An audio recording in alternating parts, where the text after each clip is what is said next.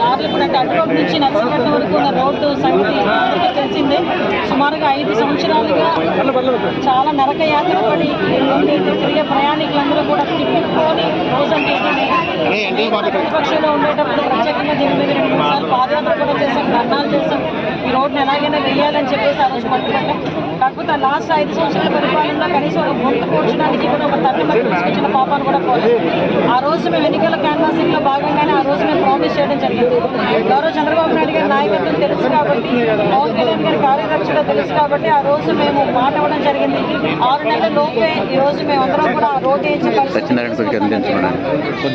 రోడ్లకు సంబంధించి ఈ రోజు మళ్ళీ తిరిగి గౌరవ చంద్రబాబు నాయుడు గారి ఆదేశాల మేరకు రోడ్డు భవనాల శాఖ మంత్రి బీసీ జనార్దన్ రెడ్డి గారి ఆదేశాల మేరకు ఈరోజు ఈ రోడ్డుని కూడా వేయడానికి ఈరోజు సిద్ధపడడం అన్నది చాలా ఆనందంగా ఉంది. దీనికి సుమారుగా 24 కోట్ల రూపాయలు ఈ రోడ్డుకి శాంక్షన్ అయింది. ఈ రోడ్డు వరకు కూడా ఆల్రెడీ ఈ రోజు నుంచి స్టార్ట్ కూడా జరుగుతుంది. ఇక్కడ తిరిగి అంటే అటు రోడ్డు నుంచి సుమారుగా నర్సీపట్నం వెళ్ళే ప్రయాణికులందరూ చుట్టుపక్కల గ్రామస్తులందరూ కూడా ఊపిరి పీల్చుకునే పరిస్థితి. వీళ్ళే కాదండి, సుమారుగా చూసుకుంటే మన ఎన్డీబీ వర్కుల్లో దగ్గర 15 వర్కులు అంటూ ఉన్నాయి జిల్లా మొత్తం మీద. వర్కులన్నీ కూడా స్టార్ట్ అవుతాయి. ఫస్ట్ ఆఫ్ ఆల్ ఈ వర్క్ స్టార్ట్ చేయడానికి కలెక్టర్ గారు కూడా ఈరోజు ఇక్కడికి రావడం నిజంగా శుభపరిణామం కింద భావించాలి.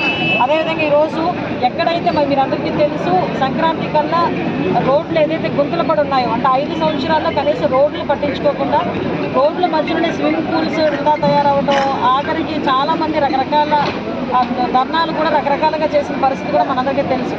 అయినా కూడా ఇప్పుడున్న మాజీ ముఖ్యమంత్రి కనీసం పట్టించుకోకుండా ఉండే పరిస్థితి కూడా కనిపిస్తూ ఉంది. కాబట్టి ఈరోజు మళ్ళీ గౌరవ ముఖ్యమంత్రి గారు వచ్చిన తర్వాత గుంతలు లేని రోడ్లు చేస్తారని మాట ఇచ్చిన ప్రకారం ఈరోజు జనవరి 15th కల్లా ఎక్కడైనా గుంతలుంటే ఆ రోడ్లన్నింటినీ కూడా పోడ్చమని చెప్పి డబ్బులు శాంక్షన్ చేయడం జరిగింది. పాయకరావుపేట నియోజకవర్గంలోనే 15 వర్కులకి 1,50 లక్షల రూపాయలు, అదేవిధంగా డిస్ట్రిక్ట్ మొత్తం చూసుకుంటే 68 వర్కులకి 4,80 లక్షల రూపాయలతో ఈ జనవరి 15th కల్లా రోడ్లన్నీ గుంతలు కూడా పూర్తి చేసి క్లియర్ చేయమని గౌరవ ముఖ్యమంత్రి గారు ఆదేశాలు ఇచ్చారు. ఆ ప్రకారంగా మేము అందరం కూడా చిన్న ప్రచారం జరుగుతుంది. దాని మీద మీరు చిన్న క్లారిటీ ఇవ్వాలి. ఈ రోడ్లు పెడతారు, మళ్ళీ టోల్ గేట్లు కూడా పెడతారు అని చెప్పి ప్రచారం. అసలు విషయం ఏంటంటే కొంచెం చదువు అవగాహన ఉన్న వాళ్ళకి ఏ రోడ్లకి టోల్ గేట్ పెడతారన్న సంగతి అర్థం అవ్వాలి. విషయం ఏంటంటే పీపీపీ మోడల్లో ఉన్న వాళ్ళకి అది కూడా highways, it's not highway, R N B road. హైవేస్లోని కానీ పెద్ద పెద్ద రోడ్స్కి ఏదైతే ఉన్నాయో అది పీపీపీ మోడల్లోనే ఒకవేళ ఇంట్రెస్ట్ కన్సెప్ట్ చేసినట్లయితే దానికి గురించి మాట్లాడేది తప్పించి ఇలా రోడ్డు కనెక్టివిటీ అంటే village to village, mandal to mandal, constituency connectivity కూడా పెట్టగలరు. అంటే ఏమంటానంటే అలా అర్థం చేసుకునే వాళ్ళకి చెప్తున్నా. వాళ్ళు కట్టలేదు కదండి, ఆ రోడ్డుకి చాలా ఇబ్బందికరమైన పరిస్థితి. విదేశమ వాక దగ్గర రోడ్డు గురించి కూడా ఆల్రెడీ ప్రపోజల్ మొన్న మన కలెక్టర్ గారు కూడా వచ్చి చూశారు.